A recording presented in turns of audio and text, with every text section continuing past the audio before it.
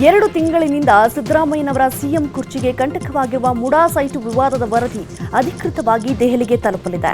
ದೆಹಲಿಯಲ್ಲಿ Congress high meeting ನಡೆಯಿತು. ಸಭೆಯಲ್ಲಿ CM Siddaramaiah, DCM D K Shivakumar, Congress ಅಧ್ಯಕ್ಷ ಮಲ್ಲಿಕಾರ್ಜುನ್ ಖರ್ಗೆ, ಲೋಕಸಭೆ ವಿಪಕ್ಷ ನಾಯಕ ರಾಹುಲ್ ಗಾಂಧಿ, ಕಾಂಗ್ರೆಸ್ ರಾಜ್ಯ ಉಸ್ತುವಾರಿ ಸುರ್ಜೇವಾಲಾ, ಕೆಸಿ ವೇಣುಗೋಪಾಲ್, ಸಚಿವ ಮಹದೇವಪ್ಪ, ಪರಮೇಶ್ವರ್, ಜಮೀರ್ ಅಹಮದ್, ಪ್ರಿಯಾಂಕ್ ಖರ್ಗೆ ಭಾಗಿಯಾಗಿದ್ದರು. ಆಗಸ್ಟ್ 29ರ ಕೋರ್ಟ್ ತೀರ್ಪಿನ ಸಾಧಕ ಬಾಧಕಗಳ ಬಗ್ಗೆ, ಪ್ರಾಸಿಕ್ಯೂಷನ್ ಬಳಿಕ ಪಕ್ಷದಲ್ಲಾಗುತ್ತಿರುವ ಬೆಳವಣಿಗೆಗಳ ಬಗ್ಗೆಯೂ ಚರ್ಚೆ ನಡೆಸಲಾಗಿದೆ. ಎಲ್ಲಾ ದಾಖಲೆಗಳೊಂದಿಗೆ ತಮ್ಮದು ಯಾವುದೂ ತಪ್ಪಿಲ್ಲ ಅಂತ ಹೈಕಮಾಂಡ್ಗೆ ಸಿಎಂ ವಿವರಿಸಿದ್ದಾರೆ. ರಾಜ್ಯಪಾಲರ ವಿರುದ್ಧ ಹೋರಾಟಕ್ಕೆ ದೆಹಲಿ ಮಟ್ಟದಲ್ಲಿ ಚರ್ಚೆ ನಡೆದಿದೆ. ರಾಷ್ಟ್ರಪತಿ ಬಳಿ ಕಾಂಗ್ರೆಸ್ ಶಾಸಕರು ಪರೇಡ್ ನಡೆಸಲು ಸಜ್ಜಾಗಿದ್ದು, ಇದಕ್ಕೆ ಕಾಂಗ್ರೆಸ್ ಹೈಕಮಾಂಡ್ ಗ್ರೀನ್ ಸಿಗ್ನಲ್ ನೀಡಿದೆ ಎನ್ನಲಾಗಿದೆ. ರಾಹುಲ್ ಗಾಂಧಿಯನ್ನ ಭೇಟಿಯಾಗಿದ್ದ ಸಿಎಂ ಡಿಸಿಎಂಗೆ ನಾವು ನಿಮ್ಮೊಂದಿಗೆ ಇದ್ದೇವೆ, ಹೋರಾಟ ಮಾಡೋಣ ಅಂತ ಭರವಸೆ ನೀಡಿದ್ದಾರಂತೆ.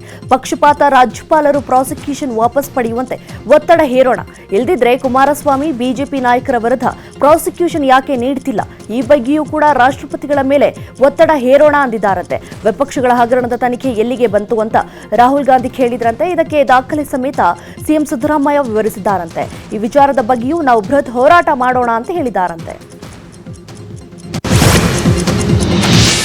ಅತ್ತ ದಿಲ್ಲಿಯಲ್ಲಿ ರಾಜ್ಯ ಕಾಂಗ್ರೆಸ್ ನಾಯಕರು ರಾಷ್ಟ್ರಪತಿ ಬಳಿ ಪರೇಡ್ಗೆ ಸಿದ್ಧತೆ ಮಾಡಿಕೊಳ್ತಿದ್ದಾರೆ. ಇತ್ತ ಬಿಜೆಪಿಯಲ್ಲೂ ರಾಜಕೀಯ ಚಟುವಟಿಕೆಗಳು ಗರಿಗೆದರಿವೆ. ತುಮಕೂರಲ್ಲಿ ಬಿಜೆಪಿ ಬೈಠಕ್ ಸಭೆ ನಡೆಸಲು ತಯಾರಿ ಮಾಡಿಕೊಳ್ತಿದ್ದಾರೆ. ಬಿಜೆಪಿ ರಾಷ್ಟ್ರೀಯ ಸಂಘಟನಾ ಕಾರ್ಯದರ್ಶಿ ಬಿಎಲ್ ಸಂತೋಷ್ ನೇತೃತ್ವದಲ್ಲಿ ನಡೆಯಲಿರುವ ಸಭೆಗೆ ವಿಜೇಂದ್ರರನ್ನ ಕರೆಸಿಕೊಳ್ಳಲಾಗಿದೆ. ಇದರ ಜೊತೆಗೆ ಇಂದು ಬಿಜೆಪಿ ನಾಯಕರು ಸಿಎಂ ವಿರುದ್ಧ ಮತ್ತೊಂದು ಹೋರಾಟ ರೂಪಿಸಲು ತಂತ್ರ ಹೆಣಿತಿದ್ದಾರೆ. ಬೆಂಗಳೂರಿನ ಅರಮನೆ ಮೈದಾನದಲ್ಲಿ ನಡೆಯಲಿರುವ ಸದಸ್ಯತ್ವ ಕಾರ್ಯಾಗಾರದ ಮೂಲಕ ಕಾಂಗ್ರೆಸ್ಗೆ ತಿರುಗೇಟನ್ನು ಕೊಡಲಿದ್ದು, ಪ್ರತಿಪಕ್ಷ ನಾಯಕರ ಮೇಲಿನ ಪ್ರಕರಣಗಳ ಕೆದಕುತ್ತಿರುವ ಸರ್ಕಾರಕ್ಕೆ ತಕ್ಕ ಉತ್ತರ ಕೊಡಲು ತಂತ್ರ ರೂಪಿಸುತ್ತಿದ್ದಾರೆ ಎನ್ನಲಾಗಿದೆ. ರಾಜ್ಯದಲ್ಲಿ ಪ್ರಾಸಿಕ್ಯೂಷನ್ ವಿರುದ್ಧ ಹೋರಾಟ ಜೋರಾಗಿದೆ. ಸಿಎಂ ಪರವಾಗಿ ಅಹಿಂದ ವರ್ಗದ ನಾಯಕರು ಬೃಹತ್ ಹೋರಾಟ ನಡೆಸಲು ಮುಂದಾಗಿದ್ದಾರೆ. ಹೀಗಾಗಿ ಬೆಂಗಳೂರಿನಲ್ಲಿ ಅಹಿಂದ ನಾಯಕರು ಸಭೆ ನಡೆಸಿದ್ರು. ಸಚಿವ ಸತೀಶ್ ಜಾರಕಿಹೊಳಿ ನೇತೃತ್ವದಲ್ಲಿ ಸಭೆ ನಡೆದಿದ್ದು, ಆಗಸ್ಟ್ 27ರಂದು ರಾಜಭವನ ಚಲೋಗೆ ಕರೆ ನೀಡಲಾಗಿದೆ. ಸಿಎಂ ಪರ ಶೋಷಿತ ಸಮುದಾಯಗಳ ಒಕ್ಕೂಟ ಪ್ರತಿಭಟನೆ ನಡೆಸಲು ನಿರ್ಧರಿಸಲಾಗಿದೆ. ಇನ್ನು ಇದೇ ವಿಚಾರವಾಗಿ ನ್ಯೂಸ್ 18ಗೆ ಮಾತನಾಡಿದ ಸಚಿವ ಸತೀಶ್ ಜಾರಕಿಹೊಳಿ, ಸಿಎಂ ಪರ ನಾವಿದ್ದೇವೆ ಅಂತ ಹೇಳಿದ್ದಾರೆ. ನಮ್ಮ ರಕ್ಷಣೆ ಮಾಡ್ಕೊಳ್ಳೋದಕ್ಕೆ ನಾವು ಮಾಡ್ತಿರ್ತಕ್ಕಂಥ ಒಂದು ಹೋರಾಟ ಇದು. ಯಾವ ರೀತಿಯಲ್ಲಿ ನಮ್ಮ ರಕ್ಷಣೆ ಅಂತಂದರೆ, ನಾವೆಲ್ಲ ಮುಖ್ಯಮಂತ್ರಿಗಳು, ಭಾಳಷ್ಟು ಮುಖ್ಯಮಂತ್ರಿಗಳು ನಾವು ಕಂಡಿದ್ದೀವಿ. ಆದರೆ ಈ ವರ್ಗಗಳು ಏನಿದ್ದಾವೆ, ಶೋಷಿತ ಸಮಾಜಗಳು, ಆ ಶೋಷಿತ ಸಮುದಾಯಗಳ ಬಗ್ಗೆ ಕಾಳಜಿ ಹೊಂದಿ ಸಮಾಜ ನಿರ್ಮಾಣ ಆಗಬೇಕು. ಇವೆಲ್ಲ ತಳ ಸಮುದಾಯಗಳಿಂದ ಬಂದಿರತಕ್ಕಂತಹ ಜನ ಇವರು ಮುಖ್ಯಮಂತ್ರಿಗಳಾದಂಥವ್ರಿಗೆ ಒಂದು ಕಲ್ಪನೆ ಇದೆ ಅದು. ಯಾಕೆಂದರೆ ಅವರು ಒಂದು ತಳ ಸಮುದಾಯದಿಂದ ಬಂದಿರೋದ್ರಿಂದ, ಅವರು ಕಷ್ಟಪಟ್ಟು ಬಂದಿರೋದ್ರಿಂದ ನಮ್ಮ ಕಷ್ಟ ಏನನ್ನೋದು ಅವ್ರಿಗೆ ಅರ್ಥ ಆಗ್ತದೆ. ಆ ದೃಷ್ಟಿಯಲ್ಲಿ ಅವ್ರನ್ನ ಉಳಿಸ್ಕೊಳ್ಬೇಕು. ಅವ್ರಿಗೆ ಯಾವುದೇ ಒಂದು ರೀತಿಯಲ್ಲಿ ಏನಾದರೂ ತೊಂದರೆ ಆದರೆ ನಾವೆಲ್ಲನೂ ಹೋರಾಟಕ್ಕೆ ಸಿದ್ಧವಾಗಿದ್ದೇವೆ. ಈಗಾಗಲೇ ನಮ್ಮ ಒಂದು ಶಕ್ತಿಯನ್ನು ಕೂಡ ನಾವೆಲ್ಲ ಜಿಲ್ಲೆಗಳಲ್ಲೂ ಪ್ರದರ್ಶನ. ನಾವು ಸಿದ್ಧರಾಗೋ ಪ್ರಶ್ನೆ ಇಲ್ಲ, ಅಂಥ ಪರಿಸ್ಥಿತಿ ಕೂಡ ಉದ್ಭವ ಆಗೋಲ್ಲ. ಸಿದ್ದರಾಮಯ್ಯ ಅವರು ಇರ್ತಾರೆ, ಅವರೇ ಮುಂದುವರಿತಾರೆ. ಸೊ ಸಿದ್ದರಾಮಯ್ಯ ಜಾಗದಾಗ ಬೇರೆಯವ್ರು ಮಾಡೋದು ಚರ್ಚೆ ಕೂಡ ಅನಾವಶ್ಯಕ. ಸೊ ಅವರೇ ಇರ್ತಾರೆ, ಅಂಥದ್ದೇನು ಬದಲಾವಣೆ ಮಾಡುವಂಥ ಸನ್ನಿವೇಶ. ಹುಬ್ಬಳ್ಳಿಯಲ್ಲಿ ಕೇಂದ್ರ ಸಚಿವ ಪ್ರಹ್ಲಾದ್ ಜೋಶಿ ನಿವಾಸಕ್ಕೆ ಬಿಜೆಪಿ ರಾಜ್ಯಾಧ್ಯಕ್ಷ ಬಿವೈ ವಿಜೇಂದ್ರ ಭೇಟಿ ಕೊಟ್ಟಿದ್ರು. ಹುಬ್ಬಳ್ಳಿಯ ಮಯೂರ ಎಸ್ಟೇಟ್ನಲ್ಲಿರುವ ಪ್ರಹ್ಲಾದ್ ಜೋಶಿ ನಿವಾಸದಲ್ಲಿ ಕೆಲ ಹೊತ್ತು ಉಭಯ ನಾಯಕರು ಚರ್ಚೆ ನಡೆಸಿದ್ರು. ಬಿಜೆಪಿ ಭಿನ್ನ ಮತದ ಹಿನ್ನೆಲೆಯಲ್ಲಿ ಪ್ರಹ್ಲಾದ್ ಜೋಶಿ ವಿಜೇಂದ್ರ ಮಾತುಕತೆ ನಡೆಸಿದ್ದಾರೆ ಎನ್ನಲಾಗಿದ್ದು, ತೀವ್ರ ಕುತೂಹಲ ಕೆರಳಿಸಿದೆ.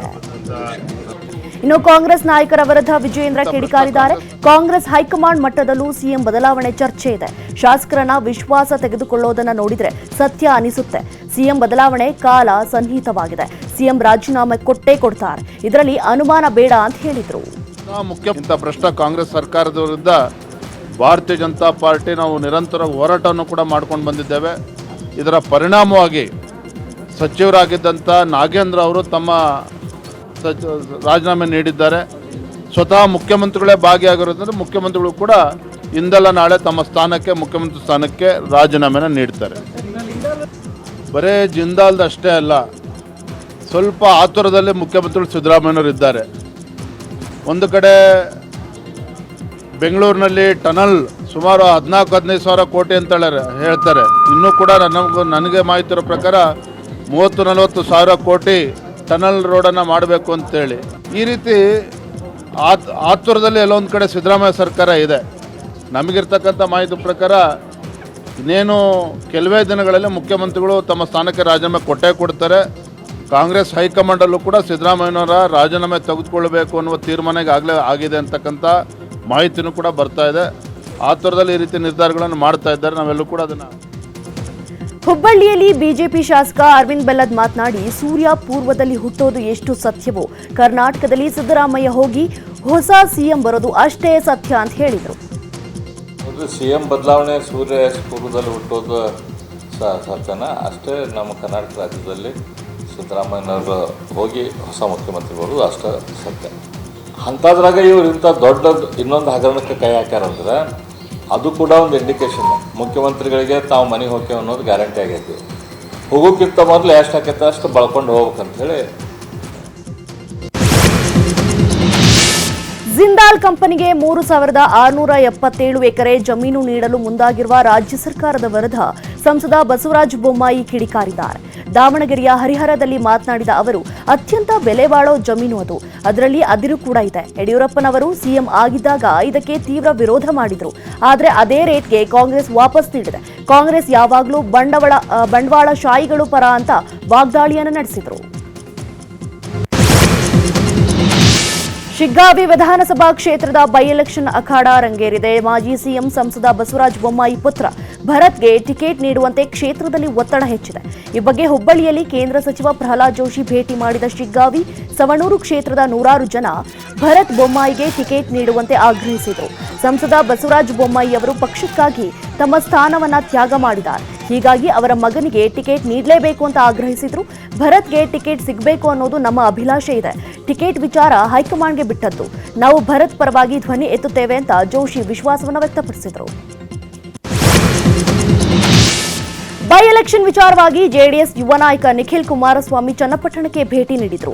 ಕೆಂಗಲ್ನ ಅಯ್ಯನಗುಡಿಯಲ್ಲಿ ಆಂಜನೇಯನಿಗೆ ಪೂಜೆಯನ್ನು ಸಲ್ಲಿಸಿದರು.